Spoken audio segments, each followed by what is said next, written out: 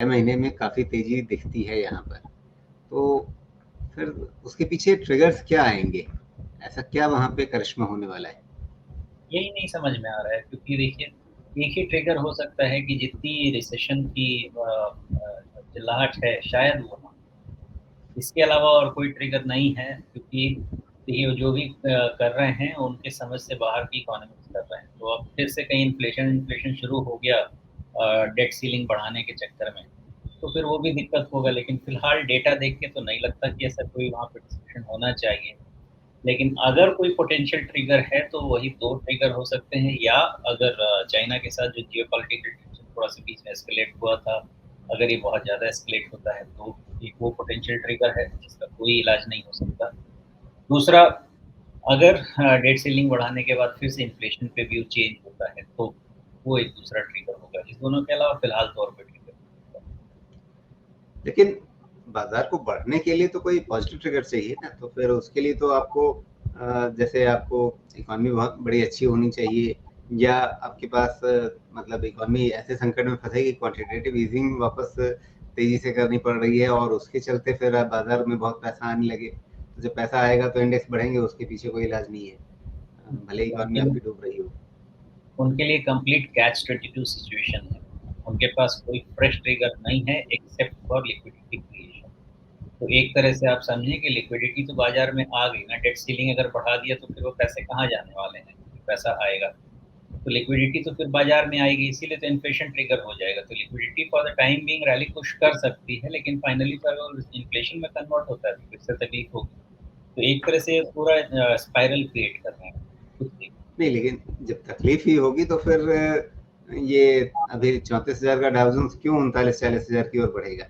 वही तो समझा रहा हूँ कि लिक्विडिटी जो अभी क्रिएट हो रही है, इसके अगेंस्ट में एक रैली फ्यूल हो सकती है और उसके बाद जो मेजर डाउनटर्न होना है वो हो सकता है। फिलहाल अभी जो मामला दिख रहा है, जो डाउ जोन्स बना रहा है अपना स्ट्रक्चर, शायद उस लिक्विडिटी को उम्मीद करके बना। जी। क्या यूएस 500 जो है, S&P 500, वो भी इसी तरह के संकेत दे रहा है? कम से कम एक पॉजिटिव स्ट्रक्चर तो इसमें दिख रहा है और इसमें थोड़ा पहले से भी दिख रहा था, जबकि डाउ जोन्स में नहीं दिख रहा था पहले। वो करीब-करीब 48 4800 तक के तो टारगेट्स बना रहा है S&P 500। अगर यानी पिछले टॉप तक। हाँ, अगर डाउ जोन्स का 38-39 बनता है तो फिर कॉरेस्पॉन्डिंग इसका 4800 का बनना है। इसके अगेंस्ट में लेकिन उस देखिए बहुत गड़बड़ चीज़ ये है कि आप यूएस 10 ईयर पे व्यू नहीं ले पाएँगे। यूएस 10 ईयर पे व्यू लेंगे तो फिर ये सारी कहानी खत्म हो जाएगी। तो प्रॉब्लम वहाँ पे है कि एक-एक डेटा उठा के देखिए, बहुत ही कॉन्वोल्यूटेड सिचुएशन है। यूएस 10 ईयर कह रहा है कि फिर से ऊपर जाएगा और इसका कारण यही हो सकता है कि आपका जो डेट सीलिंग बढ़ा है, उसके अलावा मुझे कोई और ट्रिगर नहीं दिखता जिसके कारण लिक्विडिटी आएगी मार्केट। वो एक अलग तकलीफ है, उसको धीरे-धीरे इवैल्यूएट करेंगे। तो उनका डेटा यूएस का इतना क्लीन नहीं है कि एक चीज़ में समराइज़ किया जा सके। वन स्टेप आफ्टर अनदर, और उसको हमेशा इवैल्यूएट, कांस्टेंट इवैल्यूएशन लगेगा। तो क्या ऐसा भी हो सकता है कि मतलब चूँकि कन्फ्यूजिंग सिचुएशन है वहाँ पर, तो डाउ जोन्स भले ही शायद अभी एक ट्रिगर दे रहा हो आपके पास कि 6 महीने में वो अच्छी खासी तेज़ी, लेकिन अगर वो तेज़ी नहीं आती है, मतलब एक संकेत बना करके, जैसे कई बार होता है ना कि कुछ बादल आते हैं जो बरसते नहीं हैं, सिर्फ़ थोड़ा-सा गरज कर निकल जाते हैं। कहीं वैसा ट्रिगर तो कुछ नहीं है? वैसा अगर है तो 32,500 डाउ जोन्स की होगा, क्योंकि बहुत नीचे थ तो नहीं है। 32,500 ये टूट जाए तब हाँ, मानेंगे फिर कि उसके बाद मतलब ये जो पूरा पूरा का पूरा ये टॉपिश स्ट्रक्चर बन जाएगा आपका। मतलब ये पूरा जो राइज़ हुआ है ना बॉटम से अपसाइड का, वो पूरा रिट्रेसमेंट ट्राई करना। जी। चलिए, और अपने नैस्डैक भाई साहब क्या बोल रहे हैं? ये भी तो फिलहाल मतलब स्ट्रक्चर देखने से तो तेज ही लग रहा है। इसमें कोई दिक्कत नहीं दिख रही है, इसीलिए तो अपने आईटी पे मैं व्यू ले नहीं पा रहा। तो अपना आईटी ब्रेकडाउन क्यों दे रहा है, कारण समझ नहीं आ रहा। नैस्डैक पे कोई वीकनेस कहीं पे भी नहीं दिख रही।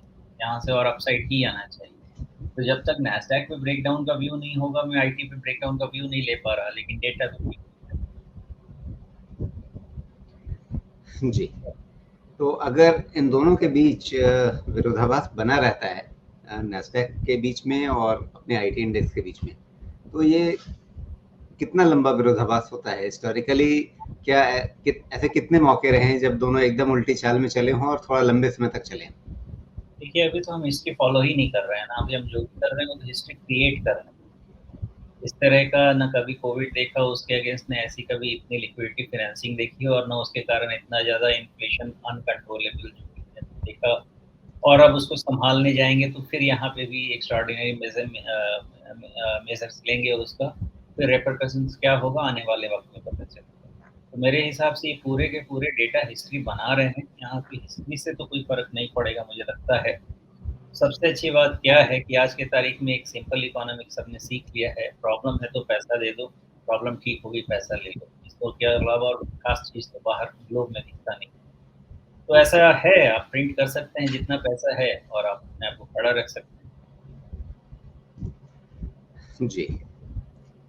तो ये मोटे तौर पे स्थिति अमेरिकी बाज़ारों की भी